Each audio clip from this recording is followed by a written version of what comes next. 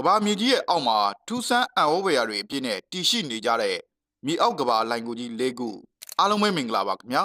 ကဘာလွားကထူးခြားဆန်းပြတဲ့အကြောင်းအရာလေးတွေကိုပုံမှန်တင်ဆက်ပေးနေတဲ့နေပြည်တော် channel ကနေပြန်လည်ကြိုဆိုလိုက်ပါတယ်ကဘာမြေကြီးရဲ့အောက်မှာမြေအောက်မြို့တွေလိုမျိုးနောက်ထပ်ကဘာတွေတည်ရှိနေပါတယ်အတော်များများကတော့ဒါတွေရှိနေတာကိုသိမသိကြဘူးဒီနေရာတွေကလည်းအတော်လေးကိုလိုအပ်စမ်းကြဲသွားတဲ့တည်ရှိနေတာဆိုတော့တော်ရုံတန်ရုံနဲ့တွေ့ရှိနိုင်ဖို့သိရှိနိုင်ဖို့မလွယ်ကူပါဘူးဒီနေ့ဗီဒီယိုထဲမှာတော့မြေကြီးအောက်မှာစမ်းကြဲစွာတည်ရှိနေတဲ့မြေအောက်ကဘာ၄ခုကိုတင်ဆက်ပေးလိုက်ရပါတယ်။နံပါတ်1 Firado Cave Firado လိုင်ကူကတော့မော်ရိုကိုနိုင်ငံမြောက်ပိုင်းမှာရှိတဲ့ Rift နဲ့ Atlas တောင်တန်းတွေရဲ့အကြားမှာတည်ရှိတဲ့မယုံကြည်နိုင်စရာနေရာတစ်ခုဖြစ်ပါတယ်။ဒီနေရာကိုတွေ့ရှိခဲ့ပြီးတဲ့နောက်ပိုင်းဆယ်စုနှစ်တွေနဲ့ချီပြီးတော့ကြာတဲ့အထိစူးစမ်းလေ့လာမှုတွေပြုလုပ်ခဲ့ကြပါတယ်။လိုင်ကူဆိုပေမဲ့ဒါကမြေအောက်မြို့တော်တစ်ခုလို့ပြောရင်ရပါတယ်။အတွင်းမှာဆိုရင်ဂူတွေကကွန်ရက်တစ်ဖွဲအများပြားကိုရှိနေတာပါ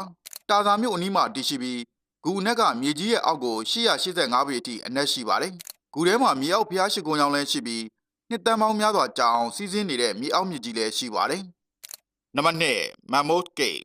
Mammoth လိုင်ကူကတော့ကမ္ဘာ့ရှည်လျားဆုံးလိုင်ကူဖြစ်မှတ်တမ်းဝင်ထားပြီးအရှည်မိုင်400လောက်ထိရှိပါတယ်။လွန်ခဲ့တဲ့နှစ်ပေါင်း2800လောက်ကအထိဒီဂူထဲမှာလူတွေနေထိုင်ခဲ့ကြတယ်လို့ခန့်မှန်းထားကြပါတယ်။အချို့နေရာတွေမှာဆိုရင်အမြင့်ကတိတ်မရှိတာကြောင့်တွားပြီးတော့တွာလာရပါတယ်။ဒီဂူထဲမှာနှစ်ထောင်ပေါင်းများစွာတက်တန်းရှိပြီဖြစ်တဲ့ကြောက်ဆက်ပန်းဆွဲတွေအများကြီးရှိပါတယ်။ဂူထဲမှာလေထုကအေးမြတည်ငြိမ်နေပြီးပုံမှန်အတိုင်းကောင်းစွာအသက်ရှူနိုင်ပါတယ်။ဒီဂူနေရာကလွန်ခဲ့တဲ့နှစ်တန်းပေါင်း350လောက်တုန်းက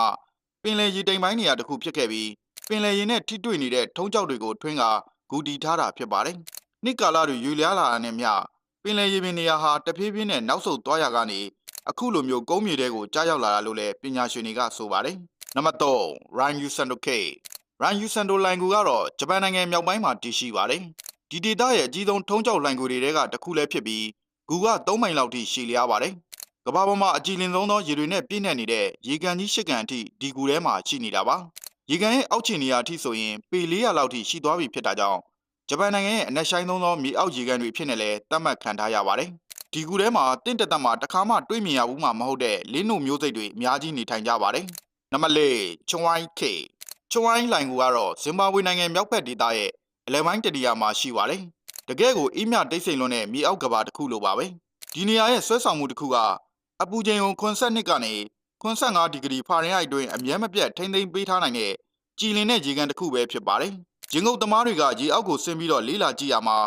ရေကန်ရဲ့အနက်ကပေ330လောက်အထိရှိပြီးအောက်ခြေမှာတော့ရေအောက်လမ်းကြောင်းတွေအများကြီးကိုတွေ့ရှိခဲ့ရတယ်လို့ဆိုပါတယ်။အဲ့ဒီလမ်းကြောင်းတွေကလှိုင်ကူတွေကအခန်းငယ်တွေအသီးသီးကိုဆက်သွယ်ထားတာကိုလည်းတွေ့ခဲ့ရပါတယ်။ဘာကြောင့်အခုလိုမျိုးရေအောက်လမ်းကြောင်းတွေကိုပြုလုပ်ထားရလဲဆိုတာကိုတော့အခုထိမသိရသေးပဲစူးစမ်းလေ့လာမှုတွေဆက်လက်ပြုလုပ်နေကြဆဲဖြစ်ပါတယ်။အဆုံးထိကြည့်ပေးခဲ့ကြလို့အားလုံးကိုကျေးဇူးတင်ပါတယ်။